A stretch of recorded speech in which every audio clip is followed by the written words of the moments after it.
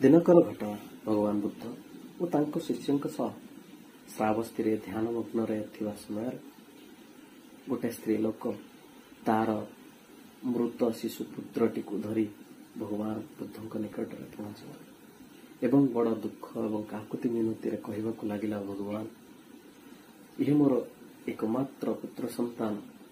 ଏ ଦୁନିଆରେ ଏହା ବ୍ୟତୀତ ଆଉ କେହି ମୋ ନାହାନ୍ତି, କିନ୍ତୁ ଏହି ପୁତ୍ର ସନ୍ତାନଟିର ମୃତ୍ୟୁ ହୋଇଯାଇଛି। କୃପା କରି ଏହି ପୁତ୍ର ସନ୍ତାନଟିକୁ ଜୀବିତ କରାଇ ଦିଅନ୍ତୁ। ଏହା ଶୁଣି ଭଗବାନ ବୁଦ୍ଧ କିଛି ସମୟ ସ୍ଥିର ରହିଗଲେ ଏବଂ କହିଲେ, ଠିକ୍ ଅଛି, ମୁଁ ତମର ପୁତ୍ର ସନ୍ତାନଟିକୁ ଜୀବିତ କରାଇଦେବି, କିନ୍ତୁ ତା ପୂର୍ବରୁ ତୁମକୁ ଗୋଟେ କାମ କରିବାକୁ ପଡ଼ିବ। ସେ ସ୍ତ୍ରୀ ଲୋକ କହିଲା, କ'ଣ ଆଜ୍ଞା କୁହନ୍ତୁ, ମୁଁ ସବୁ କିଛି କରିବାକୁ ପ୍ରସ୍ତୁତ ଅଛି। ତ ଭଗବାନ କହିଲେ କି ତୁମେ ଏ ଗାଁକୁ ଯିବ ଏବଂ ପ୍ରତ୍ୟେକ ଘରେ ମାଗିବ, ଗୋଟେ ମୁଠା ସୋରିଷ ମାଗିବ, କିନ୍ତୁ ସେ ଘରେ କେହି ମରିନଥିବେ, ସେଇ ଘରୁ ହିଁ ଗୋଟେ ମୁଠା ସୋରିଷ ଆଣିବ।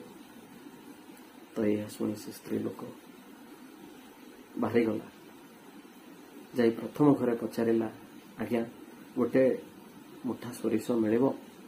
ତ ସେ ଘରୁ ଜଣେ ସ୍ତ୍ରୀ ଲୋକ ବାହାରି ଆସି କହିଲେ, ହଁ ଆଜ୍ଞା ମିଳିବ, କିନ୍ତୁ ତା ପୂର୍ବରୁ ଆପଣଙ୍କ ଘରେ କେହି ମୃତ ହେଇନାହାନ୍ତି ତ? ଏହା ଶୁଣି ସେ ସ୍ତ୍ରୀ ଲୋକ କହିଲେ, ହଁ ଆଜ୍ଞା, ମୋ ଘରେ ମୋର ପିତାଙ୍କର କିଛି ଦିନ ପୂର୍ବରୁ ଦେହାନ୍ତ ହୋଇଯାଇଛି। ଏହା ଶୁଣି ସେ ସ୍ତ୍ରୀ ଲୋକ ଧାଇଁଗଲେ ଆଉ ଏକ ଘରକୁ। ସେଠି ସେମିତି ଗୋଟେ ମୁଠା ସୋରିଷ ମାଗିଲେ ଏବଂ ପଚାରିଲେ କି ଆପଣଙ୍କ ଘରେ କେହି ମୃତ ହେଇନାହାନ୍ତି ତ? କିନ୍ତୁ ସେ ଘରର ଜଣେ ବ୍ୟକ୍ତି ବିଶେଷ କହିଲେ କି ହଁ, କିଛି ଦିନ ତଳେ ମୋ ସ୍ତ୍ରୀ ଚାଲିଯାଇଛି। ଏହା ଶୁଣି ସେ ସ୍ତ୍ରୀ ଲୋକ ସେ ଘରୁ ଯାଏ ବାହାରି ଆଉ ଏକ ଘର, ଏମିତି ଅନେକ ଘର, କାହାର ପିତାର ଦେହାନ୍ତ ହୋଇଛି, ମୃତ ହେଇଛି, କାହାର ପୁତ୍ର, କାହାର ସ୍ତ୍ରୀ, କାହାର ସ୍ୱାମୀ, ଏମିତି ସମସ୍ତଙ୍କ ଘରେ କେହି ନା କେହି ମରିଛନ୍ତି। ଏହା ଶୁଣି ସେ ସ୍ତ୍ରୀ ଲୋକ ମନ ଦୁଃଖରେ ଭଗବାନ ବୁଦ୍ଧଙ୍କ ନିକଟକୁ ଫେରି ଆସିଲେ।